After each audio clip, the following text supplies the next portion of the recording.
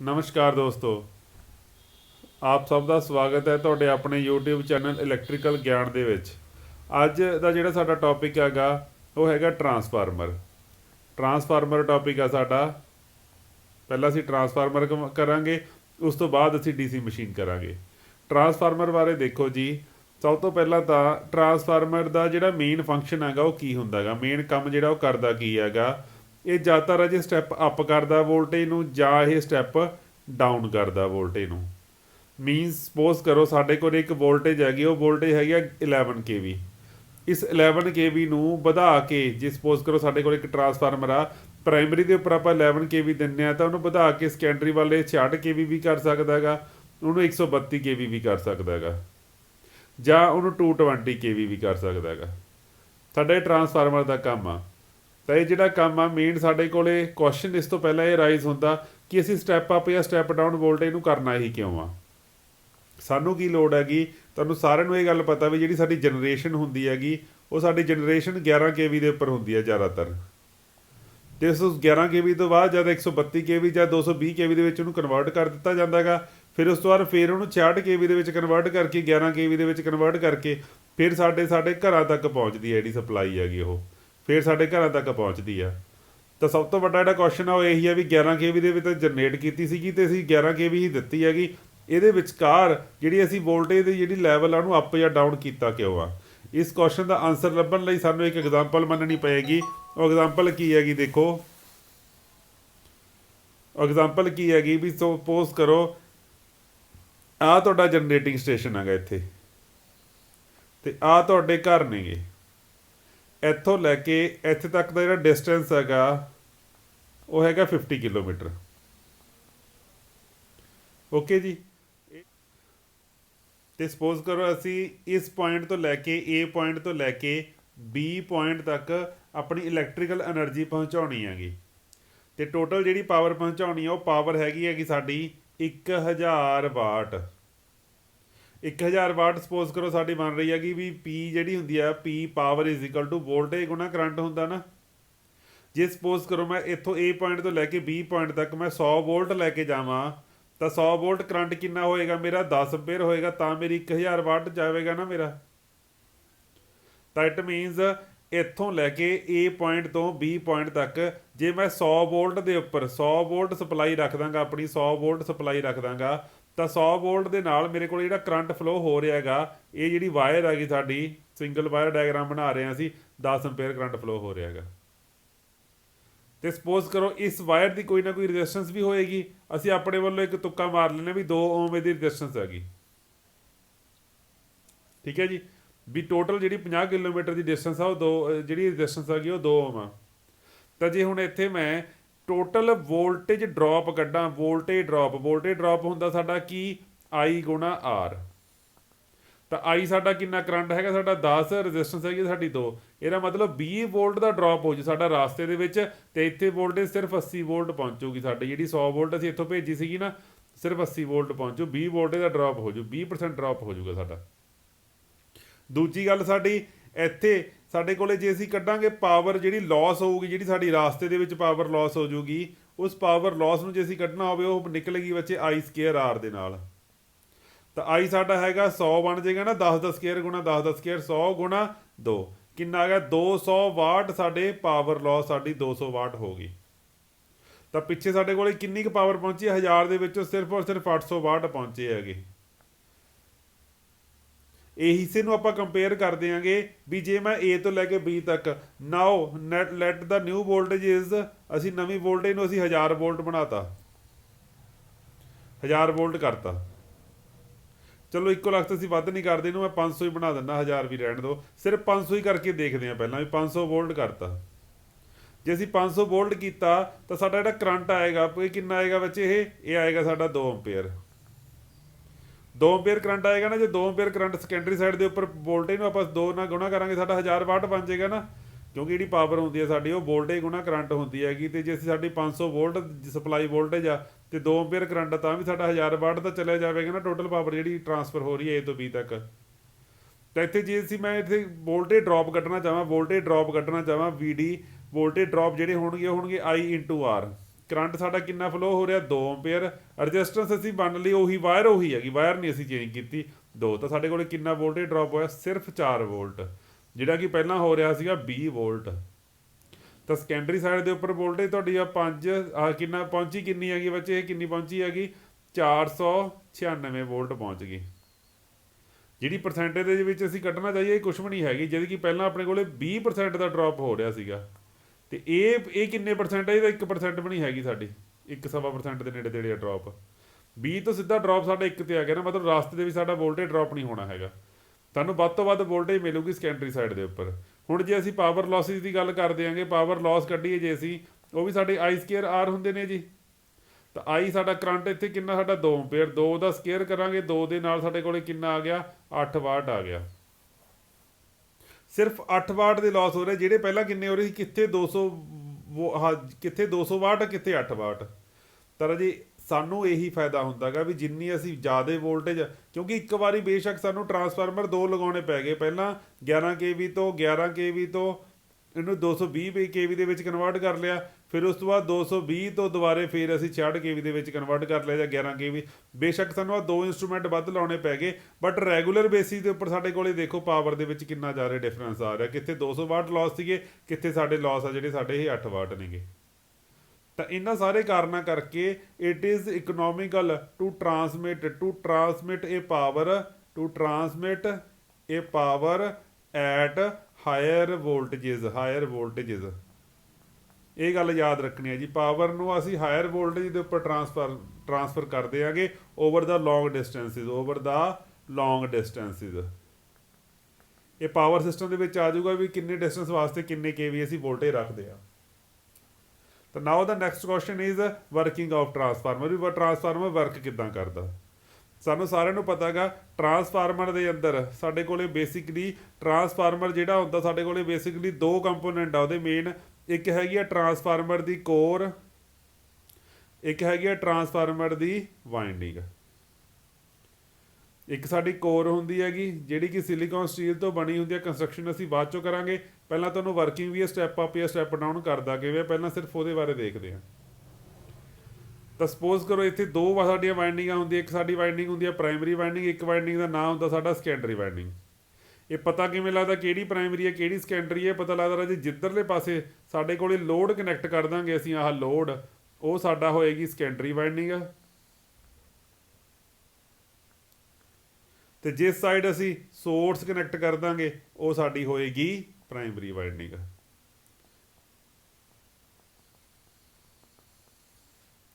Okay ਜੀ।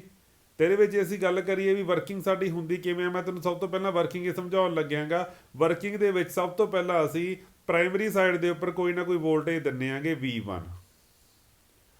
ਜਦੋਂ V1 ਅਸੀਂ ਵੋਲਟੇਜ ਦੇਵਾਂਗੇ ਸਾਡੇ ਕੋਲ ਜਿਹੜਾ ਆਹ ਕਰੰਟ ਆ, ਦੇਖੋ ਆ ਜਿਹੜਾ ਕਰੰਟ ਆ ਸਾਡਾ, ਇਸ ਵਾਈਂਡਿੰਗ ਦੇ ਵਿੱਚ ਕਰੰਟ ਫਲੋ ਹੋਣ ਲੱਗ ਜਾਏਗਾ। ਨਾਓ ਅਕੋਰਡਿੰਗ ਟੂ ਫੈਰਾਡੇ ਲਾ ਕੀ ਕਹਿੰਦਾ ਹੈਗਾ, ਫੈਰਾਡੇ ਲਾ ਕਹਿੰਦਾ ਹੈਗਾ ਵੀ ਜਦੋਂ ਵੀ ਕਿਸੇ ਵਾਇਰ ਦੇ ਵਿੱਚ ਕਰੰਟ ਲੰਘਦਾ ਹੈਗਾ, ਕਿਸੇ ਵੀ ਵਾਇਰ ਦੇ ਵਿੱਚ ਕਰੰਟ ਲੱਗਦਾ, ਉਹਦੇ ਇਰਦ ਗਿਰਦ ਇੱਕ ਮੈਗਨੈਟਿਕ ਫਲਕਸ ਪੈਦਾ ਹੁੰਦੀ ਹੈ। ਤਾਂ ਜਿਹੜੀ ਇਸ ਵਾਇਰ ਦੇ ਆਲੇ ਦੁਆਲੇ ਮੈਗਨੈਟਿਕ ਫਲਕਸ ਪੈਦਾ ਹੋਈ ਆ, ਉਹ ਤੁਹਾਡੀ ਇਸ ਕੋਰ ਦੇ ਵਿੱਚ ਸੈਟਅਪ ਹੋ ਜਾਏਗੀ। ਇਹ ਜਿਹੜੀ ਕੋਰ ਹੈਗੀ ਇਹਦੇ ਵਿੱਚ ਮੈਗਨੈਟਿਕ ਫਲਕਸ φm ਜਿਹੜੀ ਹੈ ਸਾਡੀ ਉਹ ਬਣ ਜਾਏਗੀ। ਕਲੀਅਰ ਹੋਈ ਬੱਚੇ ਗੱਲ, ਇਹਦੇ ਵਿੱਚ φm ਬਣ ਜਾਏਗੀ, ਇੱਥੇ ਫਲਕਸ ਬਣ ਗਈ ਸਾਡੀ, ਇੱਥੇ ਸਾਡੀ φm ਫਲਕਸ ਹੈ ਇੱਕ, ਉਹ ਇੱਥੇ ਫਲਕਸ ਬਣ ਗਈ। ਹੁਣ ਕਿਉਂਕਿ ਸਾਡੀ ਜਿਹੜੀ ਪ੍ਰਾਇਮਰੀ ਵਾਈਂਡਿੰਗ ਹੈ ਇੱਧਰਲੇ ਪਾਸੇ ਜਿਹੜੀ ਅਸੀਂ ਸਪਲਾਈ ਦਿੱਤੀ ਹੋਈ ਹੈਗੀ, ਇਹ ਸਪਲਾਈ ਸਾਡੀ ਕਿਹੜੀ ਹੈਗੀ, AC ਸਪਲਾਈ ਹੈਗੀ। AC ਸਪਲਾਈ ਦਾ ਮਤਲਬ ਅਲਟਰਨੇਟ ਹੋ ਰਹੀ ਹੈ, ਵੇਰੀ ਕਰ ਰਹੀ ਹੈ, ਜਿਹੜੀ ਉਹਦਾ ਕਰੰਟ ਆ ਜਿਹੜਾ ਉਹਦਾ ਉਹ ਕਦੇ ਵੱਧ ਰਿਹਾ ਕਦੇ ਘਟ ਰਿਹਾ, ਕਦੇ ਵੱਧ ਰਿਹਾ ਕਦੇ ਘਟ ਰਿਹਾ। ਤਾਂ ਇਸ ਵਧਣ ਘਟਣ ਕਰਕੇ ਜਿਹੜਾ ਕਰੰਟ ਜਦੋਂ ਵਧੇ ਘਟੇਗਾ, ਜਿਹੜੀ ਸਾਡੀ ਫਲਕਸ ਹੈਗੀ ਜਿਹੜੀ ਆ ਸਾਡੀ φm ਆ, ਇਹ ਵੀ ਸਾਡੀ ਕਦੇ ਵਧੇਗੀ ਕਦੇ ਘਟੇਗੀ, ਕਦੇ ਵਧੇਗੀ ਕਦੇ ਘਟੇਗੀ। ਤਾਂ ਇਟ ਮੀਨਸ ਪੂਰਾ ਤੁਹਾਡਾ ਜਿਹੜਾ ਸੈਕੰਡਰੀ ਸਾਈਡ ਤੇ ਪ੍ਰਾਇਮਰੀ ਸਾਈਡ ਤੇ ਜਿਹੜੀ ਆ ਫਲਕਸ, ਜਿਹੜੀ ਤੁਹਾਡੀ ਕੋਰ ਹੈਗੀ, ਇਸ ਕੋਰ ਦੇ ਵਿੱਚ ਇੱਕ ਫਲਕਸ ਹੈਗੀ ਜਿਹੜੀ ਵਿਦ ਰਿਸਪੈਕਟ ਟੂ ਟਾਈਮ ਕਦੇ ਵੱਧ ਰਹੀ ਹੈਗੀ, ਕਦੇ φm ਆ ਜਿਹੜਾ ਸਾਡਾ ਘਟ ਰਿਹਾ ਹੈਗਾ। ਤਾਂ ਜਦੋਂ ਕਦੇ ਫਲਕਸ ਕਿਤੇ ਵੱਧਦੀ ਘਟਦੀ ਹੈਗੀ, ਜੇ ਕਦੇ ਉਹ ਕਿਸੇ ਕਨੈਕਟਰ ਨੂੰ ਲਿੰਕ ਕਰ ਜੂਗੀ, ਉਹਦੇ ਵਿੱਚ ਕੀ ਪੈਦਾ ਹੋ ਜਾਏਗੀ, ਇੱਕ ਵੋਲਟੇਜ ਇੰਡਿਊਸ ਹੋ ਜਾਏਗੀ। whenever if ਕੰਡਕਟਰ ਐਕਸਪੀਰੀਅੰਸ ਕਰਦਾ ਕਿਹਨੂੰ, ਇਹ varying flux, an EMF is induced in that conductor. ਤੁਹਾਡੇ ਸੈਕੰਡਰੀ ਸਾਈਡ ਦੇ ਵਿੱਚ ਇੱਕ ਵੋਲਟੇਜ ਪੈਦਾ ਹੋ ਜਾਏਗੀ। ਇਹ ਜਿਹੜੀ ਵੋਲਟੇਜ ਪੈਦਾ ਹੋਈ ਹੈ ਇਸ ਦਾ ਨਾਂ ਕੀ ਹੈਗਾ, ਇਹਦਾ ਨਾਂ ਹੈਗਾ ਸਟੈਟਿਕਲੀ ਇੰਡਿਊਸਡ ਈਐਮਐਫ। ਸਟੈਟਿਕਲੀ ਇੰਡਿਊਸਡ ਈਐਮਐਫ ਇਹਦਾ ਨਾਂ ਹੈਗਾ, ਸਟੈਟਿਕਲੀ ਇੰਡਿਊਸਡ ਈਐਮਐਫ ਹੈਗੀ ਇਹ। ਤਾਂ ਸੈਕੰਡਰੀ ਸਾਈਡ ਸਾਡੇ ਕੋਲੇ ਵੋਲਟੇਜ ਪੈਦਾ ਹੋ ਗਈ, ਤੇ ਜਿਹੜੀ ਇਹ ਸੈਕੰਡਰੀ ਸਾਈਡ ਵੋਲਟੇਜ ਪੈਦਾ ਹੋਈ ਹੈਗੀ ਇਹ ਸਾਡੀ ਇਹਦਾ ਜਿਹੜਾ E2 ਆ ਜਿਹੜੀ ਸਾਡੀ ਇਹ ਕਿਤੇ ਡਿਪੈਂਡ ਕਰਦੀ ਹੁੰਦੀ ਹੈ ਰਾਜੇ, ਇਹ ਡਿਪੈਂਡ ਕਰਦੀ ਹੁੰਦੀ ਹੈਗੀ N2 ਨੰਬਰ ਆਫ ਕੰਡਕਟਰ ਕਿੰਨੇ ਨੇ, ਨੰਬਰ ਆਫ ਟਰਨਾਂ ਕਿੰਨੀਆਂ ਨੇਗੀਆਂ d∅dt। ਇਹ ਤਾਂ ਚਲੋ ਕੌਨਸਟੈਂਟ ਹੈ ਵੀ ਜਿਹੜੀ ਫਲਕਸ ਹੁੰਦੀ ਹੈ ਵਿਦ ਰਿਸਪੈਕਟ ਟੂ ਟਾਈਮ ਸਾਡੀ 50 ਵਾਰੀ ਜਾਂ 100 ਵਾਰੀ ਵੇਰੀ ਕਰਦੀ ਹੈਗੀ ਆਹ। ਤਾਂ ਮੇਨ ਜਿੰਨੀਆਂ ਨੰਬਰ ਆਫ ਟਰਨਾਂ ਸਾਡੀਆਂ ਵੱਧ ਹੋਣਗੀਆਂ ਬੱਚੇ ਓਨੀ ਹੀ ਸਾਡੀ ਸੈਕੰਡਰੀ ਸਾਈਡ ਦੇ ਉੱਪਰ ਵੋਲਟੇਜ ਵੱਧ ਜੂਗੀ। ਤਾਂ ਇੱਥੋਂ ਅਸੀਂ ਦੋ ਤਰ੍ਹਾਂ ਦੇ ਕੇਸ ਬਣਾ ਸਕਦੇ ਹਾਂਗੇ। ਪਹਿਲਾ ਕੇਸ ਇਹ ਹੈਗਾ N1 ਆ ਜਿਹੜਾ ਸਾਡਾ, ਇਹਨੂੰ ਮੰਨ ਲਓ ਅਸੀਂ ਪ੍ਰਾਇਮਰੀ, ਇਹਨੂੰ ਮੰਨ ਲਓ ਅਸੀਂ ਪ੍ਰਾਇਮਰੀ ਟਰਨ ਆ, ਪ੍ਰਾਇਮਰੀ ਨੰਬਰ ਆਫ ਟਰਨਸ, ਤੇ ਜਿਹੜਾ N2 ਆ that is secondary number of turns.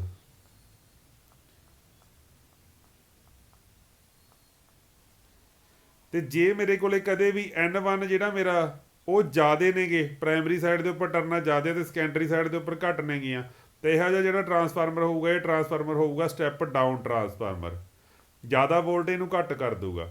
ਤੇ ਜੇ ਕਦੇ N1 ਦੀਆਂ ਟਰਨਾਂ ਘੱਟ ਨੇ ਤੇ N2 ਦੀਆਂ ਜ਼ਿਆਦਾ ਨੇਗੀਆਂ ਤਾਂ ਮੇਰੇ ਕੋਲ ਇਹ ਇੱਦਾਂ ਦਾ ਜਿਹੜਾ ਟਰਾਂਸਫਾਰਮਰ ਹੈ ਕੀ ਹੋਏਗਾ, ਸਟੈਪ ਅਪ ਟਰਾਂਸਫਾਰਮਰ ਹੋਏਗਾ ਰਾਜੇ। ਇਸ ਟਰਾਂਸਫਾਰਮਰ ਨੂੰ ਅਸੀਂ ਸਟੈਪ ਅਪ ਟਰਾਂਸਫਾਰਮਰ ਕਹਾਂਗੇ। ਓਕੇ ਜੀ। ਦੂਸਰੀ ਗੱਲ ਇੱਕ ਇੱਥੇ ਹੋਰ ਸਮਝਣ ਲਾਇਕ ਇਹ ਹੈਗੀ ਵੀ ਜਿਉਂ-ਜਿਉਂ ਅਸੀਂ ਵੋਲਟੇਜ ਵਧਾਉਣੇ ਆਂਗੇ ਇਹਦੇ ਵਿੱਚ ਹਮੇਸ਼ਾ ਪ੍ਰਾਇਮਰੀ ਤੇ ਸੈਕੰਡਰੀ ਨੂੰ ਜੇ ਅਸੀਂ ਕੰਪੇਅਰ ਕਰਦੇ ਆਂਗੇ ਤਾਂ ਦੋ ਚੀਜ਼ਾਂ ਹਮੇਸ਼ਾ ਕਾਂਸਟੈਂਟ ਰਹਿੰਦੀਆਂ ਨੇ। ਉਹ ਕਿਹੜੀਆਂ ਨੇਗੀਆਂ? ਪਹਿਲੀ ਗੱਲ ਹੈਗੀ ਰਹੇ ਸਾਡੀ ਕਾਂਸਟੈਂਟ ਰਹਿੰਦੀ ਹੈਗੀ ਪਾਵਰ। ਪ੍ਰਾਇਮਰੀ ਤੋਂ ਸੈਕੰਡਰੀ ਜਿੰਨੀ ਪਾਵਰ ਅਸੀਂ ਇੱਧਰ ਪੈਦਾ ਕੀਤੀ ਸੀ ਉਨੀ ਹੀ ਸੈਕੰਡਰੀ ਸਾਈਡ ਵੱਲ ਪਾਵਰ ਪੈਦਾ ਹੋਵੇਗੀ। ਬੇਸ਼ੱਕ ਤੁਹਾਡੀ ਵੋਲਟੇਜ ਵੱਧ ਗਈ ਪਰ ਪਾਵਰ ਵਧੇਗੀ ਨਹੀਂ। ਕਿਉਂ? ਕਿਉਂਕਿ ਵੋਲਟੇਜ ਦੇ ਵਧਣ ਦੇ ਨਾਲ ਕਰੰਟ ਜਿਹੜਾ ਸਾਈਮਲਟੇਨੀਅਸਲੀ ਉਨਾ ਹੀ ਘਟ ਜਾਏਗਾ ਸਾਡਾ। ਤਾਂ ਪਾਵਰ ਸਾਡੀ ਜਿਹੜੀ ਆ ਉਹ ਕਾਂਸਟੈਂਟ ਹੋਵੇਗੀ ਦੋਨੇ ਸਾਈਡ, ਕਾਂਸਟੈਂਟ ਹੋਏਗੀ ਬੋਥ ਸਾਈਡਸ। ਪਹਿਲੀ ਗੱਲ ਇਹ ਯਾਦ ਰੱਖਣੀ ਹੈ। ਦੂਜੀ ਗੱਲ ਰਾਜੇ ਜਿਹੜੀ ਫਰੀਕੁਐਂਸੀ ਹੈਗੀ, ਫਰੀਕੁਐਂਸੀ ਆ ਜਿਹੜੀ ਸਾਡੀ EMF ਇੰਡਿਊਸਡ E2 ਹੋਈ ਹੈਗੀ ਉਹਦੀ ਫਰੀਕੁਐਂਸੀ ਸੇਮ ਹੋਏਗੀ ਜਿੰਨੀ ਅਸੀਂ ਵੋਲਟੇਜ ਦਿੱਤੀ ਸੀਗੀ V1।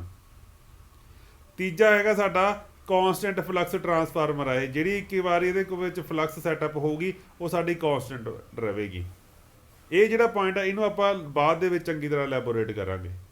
ਫਿਲਹਾਲ ਅਸੀਂ ਕੀ ਸਿੱਖਿਆ ਵੀ ਜਿਹੜੀ ਸਾਡੀ ਵੋਲਟੇਜ ਹੈਗੀ ਇਹਦੀ ਸੇਮ ਫਰੀਕੁਐਂਸੀ ਹੋਵੇਗੀ ਸੈਕੰਡਰੀ ਸਾਈਡ ਦੇ ਵਿੱਚ। ਕਿੰਨੀ ਫਰੀਕੁਐਂਸੀ ਹੋਵੇਗੀ? ਜਿੰਨੀ ਸਾਡੀ V1 ਦੀ ਸੀਗੀ, ਇਨਪੁਟ ਵੋਲਟੇਜ ਦੀ ਸੀਗੀ। ਦੂਜਾ ਬੱਚੇ ਪਾਵਰ ਕਾਂਸਟੈਂਟ ਰਹੇਗੀ। ਇਹ ਦੇਖੋ ਪਾਵਰ ਕਾਂਸਟੈਂਟ ਕਿਵੇਂ ਰਹੇਗੀ। ਸਪੋਜ਼ ਕਰੋ ਆਹ ਟਰਾਂਸਫਾਰਮਰ ਹੈਗਾ, ਲਓ ਤੁਸੀਂ ਮੰਨੋ ਵੀ ਇੱਥੇ ਤੁਹਾਡੇ ਕੋਲ ਜਿਹੜਾ ਟਰਾਂਸਫਾਰਮਰ ਹੈਗਾ, ਟਰਾਂਸਫਾਰਮਰ ਦੀ ਰੇਟਿੰਗ ਜਿਹੜੀ ਹੁੰਦੀ ਆ ਉਹ ਕਾਹਦੇ ਵਿੱਚ ਹੁੰਦੀ ਆ? KVA ਦੇ ਵਿੱਚ ਹੁੰਦੀ ਆ ਨਾ। ਮਤਲਬ KVA ਦਾ ਮਤਲਬ ਜੇ 1000 ਵੋਲਟੇਜ ਗੁਣਾ ਕਰੰਟ। ਮੰਨ ਲਓ ਆਹ ਹੈਗਾ 1000 ਹੈਗੀ ਆ ਤੁਹਾਡੀ ਵੋਲਟੇਜ ਤੇ 10 ਐਂਪੀਅਰ ਤੁਹਾਡਾ ਹੈ ਕਰੰਟ। ਕਿੰਨਾ ਆ ਗਿਆ ਰਾਜੇ ਕੁੱਲ? ਇਹ ਆ ਗਿਆ ਤੁਹਾਡਾ 10000 ਆ ਗਿਆ ਨਾ, ਮਤਲਬ 10 KVA ਬਣ ਗਿਆ ਹਨਾ। 10 KVA ਬਣ ਗਿਆ ਨਾ ਇਹ। ਤਾਂ ਜੇ 10 KVA ਬਣ ਗਿਆ ਤਾਂ ਜੇ ਰਾਜੇ ਇਹਦਾ ਮਤਲਬ ਕੀ ਆ? ਪ੍ਰਾਇਮਰੀ ਸਾਈਡ ਦੇ ਉੱਪਰ ਜਿਹੜੀ ਸਾਡੀ ਇੱਥੇ ਵੋਲਟੇਜ ਸੀਗੀ ਸਾਡੀ, ਜੇ ਇੱਥੇ ਵੋਲਟੇਜ ਜਿਹੜੀ ਹੈਗੀ ਆ ਸਾਡੀ ਉਹ 1000 ਵੋਲਟ ਹੈਗੀ ਤੇ ਕਰੰਟ ਜਿਹੜਾ ਫਲੋ ਹੋ ਰਿਹਾ ਉਹ 10 ਐਂਪੀਅਰ ਫਲੋ ਹੋ ਰਿਹਾ, ਤਾਂ ਟੋਟਲ ਸਾਡੇ ਕੋਲੇ ਬਣ ਕਿੰਨਾ ਗਿਆ? 10000 VA ਜਾਂ ਫਿਰ 10 KVA। ਤਾਂ ਹੁਣ ਜੇ ਅਸੀਂ ਸੈਕੰਡਰੀ ਸਾਈਡ ਦੇ ਵੱਲ ਸਪੋਜ਼ ਕਰੋ ਇਹ ਟਰਾਂਸਫਾਰਮਰ ਆ ਜਿਹੜਾ ਸਾਡਾ, ਇਹ ਟਰਾਂਸਫਾਰਮਰ ਸਾਡਾ ਸਟੈਪ ਡਾਊਨ ਟਰਾਂਸਫਾਰਮਰ ਆ। ਸਪੋਜ਼ ਮੰਨ ਰਹੇ ਹਾਂ ਅਸੀਂ ਸਟੈਪ ਡਾਊਨ ਟਰਾਂਸਫਾਰਮਰ। ਜੇ ਡਾਊਨ ਹੈਗਾ ਸਪੋਜ਼ ਕਰੋ ਇਹਦੀ ਜਿਹੜੀ ਰੇਸ਼ੋ ਹੈਗੀ ਰਾਜੇ, ਟਰਨ ਰੇਸ਼ੋ ਹੈਗੀ, ਇੱਧਰਲੇ ਪਾਸੇ ਹੈਗੀਆਂ ਨੇਗੀਆਂ ਸਾਡੀਆਂ 10 ਟਰਨਾਂ, ਇੱਧਰਲੇ ਪਾਸੇ ਹੈਗੀ ਆ 1 ਟਰਨ। ਇਹਦਾ ਮਤਲਬ ਵੋਲਟੇਜ ਨੂੰ ਇਹ 10 ਗੁਣਾ ਘਟਾ ਦੇਗਾ। ਮਤਲਬ ਸੈਕੰਡਰੀ ਸਾਈਡ ਦੇ ਉੱਪਰ ਜਿਹੜੀ V2 ਆਏਗੀ ਉਹ ਸਾਡੀ ਸਿਰਫ ਕਿੰਨੀ ਆਏਗੀ ਰਾਜੇ? 100 ਵੋਲਟ ਆਏਗੀ। ਤੇ ਜੇ 10 ਗੁਣਾ ਸਾਡੀ ਵੋਲਟੇਜ ਘਟ ਗਈ, ਸਾਡਾ ਕਰੰਟ ਆ ਜਿਹੜਾ ਸਾਡਾ I2 ਉਹ 10 ਗੁਣਾ ਵੱਧ ਜਾਏਗਾ, ਉਹ 100 ਐਂਪੀਅਰ ਹੋ ਜਾਏਗਾ। ਠੀਕ ਹੈ ਜੀ। ਜਿੰਨੀ ਵੋਲਟੇਜ ਤੁਹਾਡੀ ਘਟੇਗੀ ਉਨੀ ਸੇਮ ਰੇਸ਼ੋ ਦੇ ਵਿੱਚ ਤੁਹਾਡੇ ਜਿਹੜਾ ਕਰੰਟ ਆ ਉਹ ਵੱਧ ਜਾਏਗਾ। ਤਾਂ ਜੇ ਅਸੀਂ ਇੱਧਰਲੇ ਪਾਸੇ KVA ਰੇਟਿੰਗ ਜਿਹੜੀ ਹੁੰਦੀ ਹੈਗੀ ਉਹ ਜਾਂ ਤਾਂ ਹੁੰਦੀ ਆ ਬੱਚੇ V1 ਤੇ I1 ਦੀ ਮਲਟੀਪਲੀਕੇਸ਼ਨ, ਜਾਂ ਹੁੰਦੀ ਆ ਉਹ V2 I2 ਦੀ ਮਲਟੀਪਲੀਕੇਸ਼ਨ। ਤੇ ਜੇ ਅਸੀਂ ਇੱਧਰ ਕਰਕੇ ਦੇਖੀਏ V1 ਸਾਡੀ ਸੀਗੀ 1000 ਗੁਣਾ 10, ਇਹ ਵੀ 10000 ਬਣ ਗਿਆ, 10000 VA। ਇੱਧਰਲੇ ਪਾਸੇ ਸਾਡੇ ਕੋਲੇ ਜਿਹੜੀ ਸਾਡੀ ਵੋਲਟੇਜ ਹੈਗੀ ਉਹ ਹੈਗੀ ਕਿੰਨੀ? 100 ਵੋਲਟ। 100 ਨੂੰ 100 ਦੇ ਨਾਲ ਕਰਿਆਗਾ ਜਦੋਂ ਅਸੀਂ, ਤਾਂ ਇਹ ਵੀ ਸਾਡੇ ਕੋਲੇ ਕਿੰਨਾ ਬਣ ਗਿਆ? 10000 ਬਣ ਗਿਆ VA। ਤਾਂ ਦੋਨਾਂ ਸਾਈਡ ਜਿਹੜੀ ਪਾਵਰ ਹੈਗੀ ਸਾਡੀ ਉਹ ਸੇਮ ਰਹਿ ਗਈ ਜੀ। ਤਾਂ ਇਹ ਹੁੰਦਾ ਸਾਡਾ ਟਰਾਂਸਫਾਰਮਰ ਵੀ ਦੋਨਾਂ ਸਾਈਡ ਜਿਹੜੀ ਪਾਵਰ ਹੁੰਦੀ ਹੈ ਸਾਡੀ ਉਹ ਸੇਮ ਰਹਿੰਦੀ ਹੈ ਜੀ। ਤਾਂ ਕਰਕੇ ਆਪਾਂ ਇੱਕ ਟਰਾਂਸਫਾਰਮਰ ਨੂੰ ਕਹਿੰਦੇ ਆ constant power device, constant power device. Okay ਜੀ, ਠੀਕ ਹੈ ਜੀ। ਇਸ ਤੋਂ ਬਾਅਦ ਅਸੀਂ ਇੱਕ ਫਾਰਮੂਲਾ ਯਾਦ ਕਰਨਾ ਗਾ। ਅਸੀਂ ਬਾਰ-ਬਾਰ ਇਹ ਤਾਂ ਕਰ ਨਹੀਂ ਸਕਦੇ ਵੀ 10 ਗੁਣਾ ਵਧੀ ਤਾਂ ਉਹਨੂੰ 10 ਗੁਣਾ ਘਟਾਈਏ। ਤਾਂ ਅਸਲੀ ਜਿਹੜੀ ਗੱਲ ਹੈਗੀ ਉਹ ਅਸੀਂ ਯਾਦ ਕਰਨਾ, ਇੱਕ ਟਰਾਂਸਫਾਰਮੇਸ਼ਨ ਰੇਸ਼ੋ ਹੁੰਦੀ ਹੈਗੀ ਸਾਡੀ। ਸਾਨੂੰ ਪਤਾ ਲੱਗਦਾ ਵੀ ਟਰਾਂਸਫਾਰਮਰ ਸਾਡਾ ਕਿੰਨੇ ਗੁਣਾ ਵੋਲਟੇਜ ਨੂੰ ਵਧਾਉਂਦਾ ਜਾਂ ਘਟਾਉਂਦਾ, ਉਹ ਪਤਾ ਲੱਗਦਾ ਟਰਾਂਸਫਾਰਮੇਸ਼ਨ ਰੇਸ਼ੋ ਤੋਂ, ਜਿਹਨੂੰ ਅਸੀਂ ਕੇ ਨਾਲ ਡਿਨੋਟ ਕਰਦੇ ਹਾਂ, ਟਰਾਂਸਫਾਰਮੇਸ਼ਨ ਰੇਸ਼ੋ। ਟਰਾਂਸਫਾਰਮ ਰੇਸ਼ੋ ਜਿਹੜੀ ਹੁੰਦੀ ਹੈ ਕਿ ਸਾਡੀ ਉਹ ਹੁੰਦੀ ਹੈ ਜੀ V2 divide bye V1। V2 ਨੂੰ V1 ਦੇ ਨਾਲ ਜਦੋਂ ਡਿਵਾਈਡ ਕਰਾਂਗੇ ਆਪਾਂ, ਇਹਦੇ ਬਿਲਕੁਲ ਡਾਇਰੈਕਟਲੀ ਪ੍ਰਪੋਰਸ਼ਨਲ ਹੁੰਦਾ ਹੈਗਾ ਸਾਡਾ N2/N1। ਓਕੇ ਜੀ। ਤੇ ਇਹਦੇ ਰਜੇ ਇਨਵਰਸਲੀ ਪ੍ਰਪੋਰਸ਼ਨਲ ਅਸੀਂ ਦੇਖਿਆ ਨਾ, ਜਦੋਂ ਵੋਲਟੇਜ ਸਾਡੀ ਘਟੀ ਸੀਗੀ ਤਾਂ ਕਰੰਟ ਵਧਿਆ ਸੀਗਾ। ਇਹਦਾ ਮਤਲਬ V2 ਦੇ ਸਾਹਮਣੇ ਲਿਖਾਂਗੇ ਆਪਾਂ I1 ਡਿਵਾਈਡ ਬਾਏ I2। ਇਹ ਸਾਡੀ K ਦੀ ਵੈਲਿਊ ਹੈਗੀ, ਇਹਨੂੰ ਅਸੀਂ ਯਾਦ ਕਰਨਾ ਗਾ, ਇਹ ਸਾਡੇ ਵਾਸਤੇ ਇੰਪੋਰਟੈਂਟ ਆ। ਓਕੇ ਜੀ। ਤੁਹਾਨੂੰ ਕਈ ਵਾਰੀ ਕੀ ਹੋਏਗਾ, ਉਹ ਸਾਨੂੰ ਦੇ ਦੇਵੇਗਾ। ਦੇਖੋ ਰਾਜੇ ਯਾਦ ਰੱਖਿਓ, ਇਹ ਵੈਸੇ ਫਾਰਮੂਲਾ ਇਦਾਂ ਵੀ ਲਿਖਿਆ ਜਾ ਸਕਦਾ, V1 V2 ਜੇ ਆਪਾਂ ਲਿਖਾਂਗੇ ਨਾ ਤਾਂ ਸਾਡੀਆਂ ਸਾਰੀਆਂ ਟਰਮਾਂ ਪੁੱਠੀਆਂ ਹੋ ਜਾਣਗੀਆਂ, N2 I2 I1। ਪਰ ਯਾਦ ਰੱਖਿਓ ਰਾਜੇ, ਇਹ ਸਾਡੀ ਵੈਲਿਊ ਫਿਰ K ਦੀ ਨਹੀਂ ਰਹਿਣੀ, ਇਹ 1/K ਦੀ ਬਣ ਜਾਏਗੀ। ਇਹ 1/K ਦੀ ਵੈਲਿਊ ਹੋਵੇਗੀ ਜਦੋਂ ਆਪਾਂ V1 ਨੂੰ ਉੱਪਰ ਲਵਾਂਗੇ। ਤਾਂ ਟਰਾਂਸਫਾਰਮਰ ਦੇ ਵਿੱਚ ਕਦੇ ਵੀ ਇਹ ਨਹੀਂ ਦੇਖਣਾ ਵੀ ਕੋਈ ਵੀ ਤੇਰਾ ਟਰਾਂਸਫਾਰਮਰ ਤੁਹਾਡਾ ਸਟੈਪ ਅਪ ਆ ਕਿ ਸਟੈਪ ਡਾਊਨ ਆਗਾ, ਉਹ ਕਿੱਦਾਂ ਦਾ। ਅਸੀਂ ਹਮੇਸ਼ਾ V2 ਨੂੰ ਉੱਪਰ ਰੱਖਣਾ, V1 ਨੂੰ ਹੇਠਾਂ ਰੱਖਣਾ ਜਦੋਂ ਵੀ ਅਸੀਂ K ਦੀ ਵੈਲਿਊ, ਜੇ ਸਾਨੂੰ ਟਰਾਂਸਫਾਰਮੇਸ਼ਨ ਰੇਸ਼ੋ ਪੁੱਛੂਗਾ। ਹਾਂ, ਜੇ ਸਾਨੂੰ ਆਹ ਪੁੱਛਿਆ ਗਿਆ ਆਹ ਟਰਮ, ਆਹ ਵਨ ਕੀ ਟਰਮ ਕੀ ਹੈ, N1/N2, ਇਹ ਸਾਡੀ ਇਹ ਹੁੰਦੀ ਹੈਗੀ, ਇਹ V1/V2 ਹੁੰਦੀ ਹੈਗੀ। ਇਹਦੇ ਵਿੱਚ V2 ਨੂੰ ਹੇਠਾਂ ਰੱਖਣਾ, ਇਹਨੂੰ ਅਸੀਂ ਕਹਿੰਦੇ ਟਰਨ ਰੇਸ਼ੋ। ਤਾਂ ਟਰਨ ਰੇਸ਼ੋ ਤੇ ਇਹ ਹੈਗੀ ਆ ਸਾਡੀ ਟਰਾਂਸਫਾਰਮੇਸ਼ਨ ਰੇਸ਼ੋ ਜਿਹੜੀ ਆਹ ਹੈਗੀ, ਤੇ ਆਹ ਹੈਗੀ ਆ ਸਾਡੀ ਟਰਨ ਰੇਸ਼ੋ ਜਿਹੜੀ ਆਹ ਲਿਖੀ ਆ ਅਸੀਂ। ਇਹਨਾਂ ਦੋਨਾਂ ਦੇ ਵਿੱਚ ਬਸ ਇਹੀ ਫਰਕ ਆ, ਪੁੱਠਾ ਕਰਨਾ ਇੱਕ ਦੂਜੇ ਤੋਂ। ਜੇ ਸਾਨੂੰ ਟਰਨ ਰੇਸ਼ੋ ਪੁੱਛੋ ਜੀ ਟਰਨ ਰੇਸ਼ੋ ਹਿਸਾਬ ਨਾਲ ਆਨਸਰ ਕੱਢਾਂਗੇ, ਟਰਾਂਸਫਾਰਮ ਰੇਸ਼ੋ ਪੁੱਛੋ ਉਹਦੇ ਨਾਲ ਆਨਸਰ ਕੱਢਾਂਗੇ ਆਪਾਂ। ਤਾਂ ਮੇਰਾ ਤੁਹਾਨੂੰ ਇੱਕ ਨੂਮੈਰੀਕਲ ਦੇਣ ਲੱਗਿਆਗਾ, ਉਹ ਕਰਨਾਗਾ ਅਸੀਂ। ਸਪੋਜ਼ ਕਰੋ ਕਹਿੰਦਾ ਇੱਕ ਟਰਾਂਸਫਾਰਮਰ ਹੈਗਾ ਜਿਹੜਾ ਕਿ 1000 VA ਦਾ ਹੈਗਾ। ਪ੍ਰਾਇਮਰੀ ਸਾਈਡ ਦੇ ਵਿੱਚ ਜਿਹੜੀ ਵੋਲਟੇਜ ਹੈਗੀ ਉਹ ਹੈਗੀ ਤੁਹਾਡੀ 500 ਵੋਲਟ। ਠੀਕ ਹੈ ਜੀ। ਤੇ ਜਿਹੜੀਆਂ ਟਰਨਾਂ ਨਹੀਂ ਤੁਹਾਡੀਆਂ, ਉਹ ਟਰਨਾਂ ਹੈਗੀਆਂ ਨੇ, ਟਰਨਾਂ ਛੱਡੋ, ਟਰਨ ਬਾਰੇ ਦੱਸਿਆ ਨਹੀਂ ਹੋਇਆ, ਚਲੋ ਕੁਛ। ਸੈਕੰਡਰੀ ਸਾਈਡ ਦੀ ਉਹਨੇ ਵੋਲਟੇਜ ਕਿਹਾ ਹੈਗਾ, ਸੈਕੰਡਰੀ ਸਾਈਡ ਦੀ ਜਿਹੜੀ ਵੋਲਟੇਜ ਹੈਗੀ ਸਾਡੀ ਉਹ ਹੈਗੀ ਆ 100 ਵੋਲਟ। ਦੱਸੋ ਜੀ, ਇਹ ਹੈਗੀ ਆ ਸਾਡੀ V2। ਦੱਸੋ ਫਾਈਂਡ ਕਰੋ, ਕਹਿੰਦਾ ਸੈਕੰਡਰੀ ਸਾਈਡ ਦਾ ਕਰੰਟ ਕਿੰਨਾ ਹੋਏਗਾ, I2 ਪੁੱਛਿਆਗਾ। ਤਾਂ ਸਭ ਤੋਂ ਪਹਿਲਾਂ ਸਾਨੂੰ ਕੀ ਕਰਨਾ, ਉਹ I2 ਤਾਂ ਨਿਕਲੋ ਜੇ ਸਾਨੂੰ I1 ਪਤਾ ਹੋਊਗਾ। ਅਸੀਂ KVA ਰੇਟਿੰਗ ਬਾਰੇ ਦੇਖਿਆ ਸੀਗਾ ਵੀ ਸਾਡੇ ਕੋਲੇ KVA ਰੇਟਿੰਗ ਜਿਹੜੀ ਹੁੰਦੀ ਉਹ ਜਾਂ ਤਾਂ V1 ਮਲਟੀਪਲਾਈ ਬਾਏ I1 ਹੁੰਦਾ ਜਾਂ V2 ਮਲਟੀਪਲਾਈ ਬਾਏ I2 ਹੁੰਦਾ। ਇੱਥੇ ਸਾਡੇ ਕੋਲੇ KVA ਰੇਟਿੰਗ ਦਿੱਤੀ ਹੋਈ ਹੈ ਜੀ, ਤਾਂ ਅਸੀਂ ਕਹਿ ਸਕਦੇ ਵੀ ਜਿਹੜੀ KVA ਰੇਟਿੰਗ ਹੈਗੀ that is equal to V1 × I1, ਇਹ ਰੇਟਡ ਕਰੰਟ ਹੁੰਦਾ ਹੈਗਾ। ਤਾਂ ਵੋਲਟੇਜ ਸਾਡੀ ਪ੍ਰਾਇਮਰੀ ਸਾਈਡ ਕਿੰਨੀ ਹੈਗੀ, 500 multiply by I1 is equal to 1000। ਤਾਂ I1 ਦੀ ਜਿਹੜੀ ਵੈਲਿਊ ਆ ਜਾਏਗੀ ਸਾਡੀ ਇੱਥੋਂ 1000 ਡਿਵਾਈਡ ਬਾਏ 500 ਕਰਕੇ ਸਾਡੀ ਕਿੰਨੀ ਆ ਜਾਏਗੀ, ਇੱਥੋਂ 2 ਆ ਜਾਏਗੀ ਰਾਜੇ। ਤਾਂ I1 ਸਾਡਾ ਕਿੰਨਾ ਗਾ, 2 ਆ। ਹੁਣ ਅਸੀਂ ਇਹਨੂੰ ਭਰਨਾ ਗਾ, ਅਸੀਂ ਕੱਢਣਾ I2 ਕੱਢਣਾ ਬੱਚੇ। ਹੁਣ ਅਸੀਂ ਇਹਦੇ ਵਿੱਚ ਪੁੱਟ ਕਰ ਲਓ K is equal to V2/V1 I1/I2। ਇਹ ਪੁੱਠਾ ਹੁੰਦਾ ਨਾ ਆਪਸ ਦੇ ਵਿੱਚ ਇੱਕ ਦੂਜੇ ਨਾਲੋਂ। ਤਾਂ V2 ਸਾਡਾ ਕਿੰਨਾ ਗਾ, V2 ਬੱਚੇ ਕਿੰਨਾ ਦਿੱਤਾ ਸੀਗਾ ਉਹਨੇ, ਦੇਖਿਓ V2 ਉਹਨੇ 100 ਦਿੱਤਾ ਹੋਇਆ। ਤਾਂ V2 ਹੈਗਾ 100, V1 ਸਾਡਾ ਕਿੰਨਾ ਸੀਗਾ 500। ਇਹਦੇ V2 ਦੇ ਸਾਹਮਣੇ ਕੀ ਲਿਖਣਾ, I1 ਲਿਖਣਾ। I1 ਸਾਡਾ ਕਿੰਨਾ ਗਾ 2, ਤੇ I2 ਜੀ ਸਾਡਾ ਕਿੰਨਾ ਗਾ, ਕ੍ਰਾਸ ਮਲਟੀਪਲਾਈ ਕਰਕੇ ਕੱਢ ਲਾਂਗੇ। ਤਾਂ I2 ਦੀ ਜਿਹੜੀ ਵੈਲਿਊ ਆਈ ਹੈਗੀ ਉਹ 500 × 2 ਡਿਵਾਈਡ ਬਾਏ 100। ਤਾਂ 5 × 2 10 ਐਂਪੀਅਰ ਕਰੰਟ ਆ ਗਿਆ ਜੀ ਸੈਕੰਡਰੀ ਸਾਈਡ ਦੇ ਉੱਪਰ। ਪ੍ਰਾਇਮਰੀ ਸਾਈਡ ਦਾ ਕਰੰਟ ਕਿੰਨਾ ਸੀਗਾ 2 ਐਂਪੀਅਰ, ਤੇ ਸੈਕੰਡਰੀ ਸਾਈਡ ਦਾ ਕਰੰਟ ਆਇਆ 10। ਇਹਨੂੰ ਬੇਸ਼ੱਕ ਤੁਸੀਂ ਦੇਖ ਵੀ ਸਕਦੇ ਹੋ, ਜੇ ਅਸੀਂ ਟਰਾਂਸਫਾਰਮਰ ਬਣਾਉਣਾ ਚਾਹੀਏ ਇਹਦਾ ਕਿੱਦਾਂ ਦਾ ਹੋਊਗਾ ਟਰਾਂਸਫਾਰਮਰ ਸਾਡਾ, ਉਹ ਟਰਾਂਸਫਾਰਮਰ ਬਣਾ ਕੇ ਦੇਖਦੇ ਹਾਂ। ਲਓ, ਇੱਕ ਇਹਦੀ ਹੋਏਗੀ ਪ੍ਰਾਇਮਰੀ ਵਾਈਂਡਿੰਗ, ਇੱਕ ਹੋਏਗੀ ਸੈਕੰਡਰੀ ਵਾਈਂਡਿੰਗ। ਇੱਥੇ ਅਸੀਂ ਵੋਲਟੇਜ ਜਿਹੜੀ ਲਗਾਈ ਹੈਗੀ ਉਹ ਕਿੰਨੀ ਲਗਾਈ ਹੈਗੀ, 500 ਵੋਲਟ। ਇੱਥੇ ਜਿਹੜੀ ਵੋਲਟੇਜ ਲਗਾਈ ਹੈ ਕਿੰਨੀ ਲਗਾਈ ਹੈਗੀ ਅਸੀਂ, ਹਾਂਜੀ ਕਿੰਨੀ ਵੋਲਟੇਜ ਲਗਾਈ ਹੈ ਅਸੀਂ, ਕਿੰਨੀ ਵੋਲਟੇਜ ਕੱਢ ਰਹੇ 100 ਵੋਲਟ। I1 ਦੀ ਵੈਲਿਊ ਹੈਗੀ ਜਿਹੜੀ ਸਾਡੀ ਇਹ ਕਿੰਨੀ ਹੈਗੀ 2 ਐਂਪੀਅਰ, ਅਤੇ ਇੱਥੇ I1 ਸਾਡਾ ਕਿੰਨਾ ਪਹੁੰਚਿਆ ਹੈਗਾ 10 ਐਂਪੀਅਰ। ਤਾਂ ਚਾਹੇ 100 ਨੂੰ 10 ਨਾਲ ਗੁਣਾ ਕਰਕੇ ਦੇਖ ਲਓ, ਇੱਧਰ ਵੀ 1000 VA ਬਣਦਾ ਗਾ, ਇਹਨੂੰ ਕਰਕੇ ਦੇਖ ਲਓ ਜੇ ਇੱਧਰ ਵੀ 1000 VA ਬਣਦਾ। ਬਸ ਇਹ VA ਸਾਡੇ ਬਰਾਬਰ ਹੋਣੇ ਚਾਹੀਦੇ ਆ ਦੋਨੇ ਸਾਈਡਾਂ ਦੇ ਉੱਪਰ। ਓਕੇ ਜੀ, ਤਾਂ ਇਹ ਟਰਾਂਸਫਾਰਮਰ ਹੈ ਕਿਹੜਾ ਹੈਗਾ, ਇਹ ਸਟੈਪ ਡਾਊਨ ਟਰਾਂਸਫਾਰਮਰ ਹੈਗਾ, ਸਟੈਪ ਡਾਊਨ ਟਰਾਂਸਫਾਰਮਰ ਹੈ ਜੀ। ਓਕੇ ਜੀ, ਅਗਲੀ ਗੱਲ ਦੇਖੋ ਜੀ, ਅਗਲੀ ਗੱਲ ਜੇ ਤੁਹਾਨੂੰ ਇਹ ਨੂਮੈਰੀਕਲ ਸਮਝ ਆ ਗਿਆ, ਇਸ ਤੋਂ ਬਾਅਦ ਕਦੇ ਵੀ ਜੇ ਸਾਨੂੰ ਟਰਾਂਸਫਾਰਮਰ ਦੀ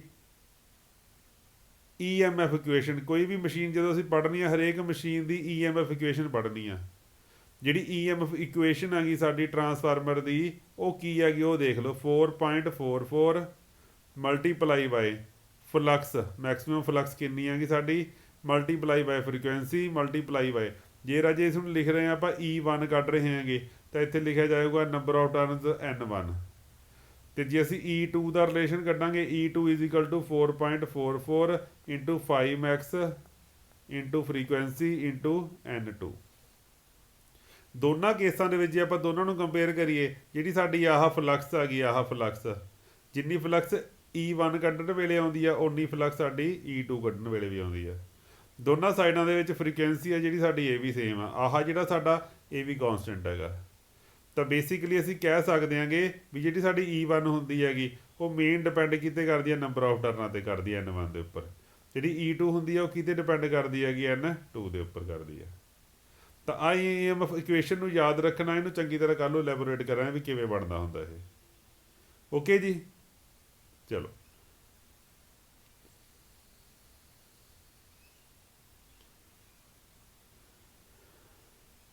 ਅੱਜ ਇੰਨਾ ਕੁ ਹਿੰਟ ਜਿਹਾ ਦਿੱਤੇ ਹੈਗੇ, ਮੈਂ ਤੁਹਾਨੂੰ ਇਹ ਹਿੰਟ ਜਿਹੇ ਯਾਦ ਕਰ ਲਿਓ, ਦੇਖ ਲਿਓ, ਕੱਲ੍ਹ ਨੂੰ ਕੁਐਸਚਨ ਪੁੱਛੂਗਾ ਫਿਰ ਅੱਗੇ ਸਟਾਰਟ ਕਰਾਂਗੇ। ਠੀਕ ਹੈ ਜੀ।